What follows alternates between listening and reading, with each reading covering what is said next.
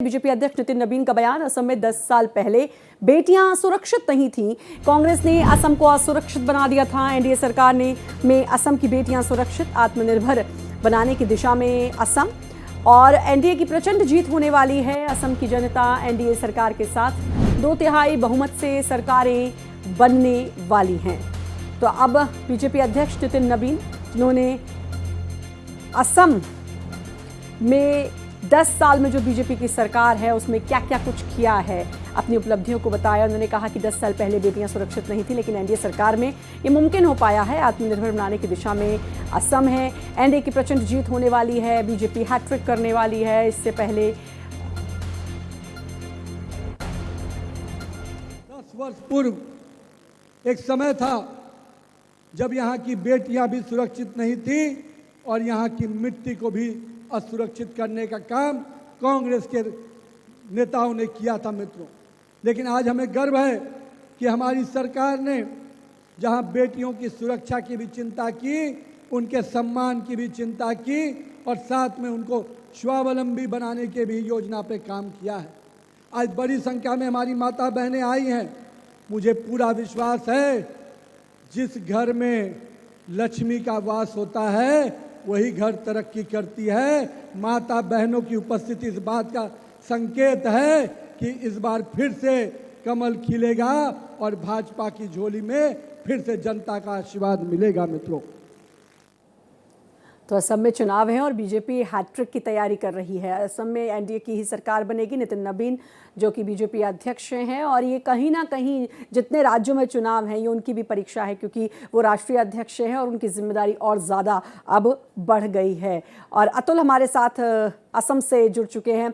अतुल, अब नितिन नबीन जो कि असम के लिए एक बार फिर से जीत का दावा करते नजर आए हैं और साथ ही जो उपलब्धि अब तक की एनडीए ने वो भी बताई कि 10 साल पहले महिलाएं बेटियां सुरक्षित नहीं थीं।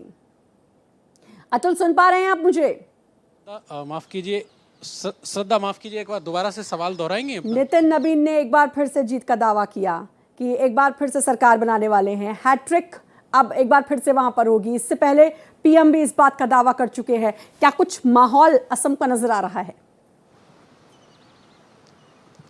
बिल्कुल श्रद्धा, ये जो नितिन नवीन का दावा है या पीएम का दावा है या फिर यहाँ के जो सीएम हैं हिमंता विश्व शर्मा, उनका दावा है, जहां अब तक मैं जिन लोगों से मिला हूं उनसे तो ऐसा लगता है कि भाजपा की जीत लगभग तय मानी जा रही है। उसके 2 कारण हैं श्रद्धा। मैं जहां मिला हूं लोगों के पास ये लोगों का बड़ा सवाल है कि कांग्रेस के पास गौरव गोगोई के अलावा कोई ऐसा स्थानीय चेहरा नहीं है जिस पर वो भरोसा कर पाएं। और दूसरी बात यह है कि आसाम में जो महिलाएं हैं, महिलाएं सत्ता की वापसी में टर्निंग पॉइंट साबित होंगी। जो यहाँ की सरकार की कुछ योजनाएं हैं, जिनमें एक अरुणोदय योजना है यहाँ पे, जिसके तहत महिलाओं के खाते में चुनाव से पहले भी पैसे डाले गए हैं।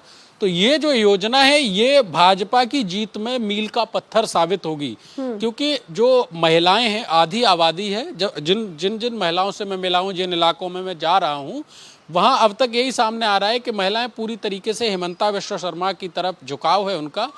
यहाँ हिमंता विश्व शर्मा को लोग प्यार से मामा कहते हैं। तो जहाँ जहाँ मैं जाता हूँ सब ये कहते हैं कि मामा अच्छा काम कर रहे हैं और हम चाहते हैं कि मामा की सरकार इस टाइम कर रही है बीजेपी वो सच हो सकता है। खैर 4 मई को जब नतीजे आएंगे तो पता चलेगा।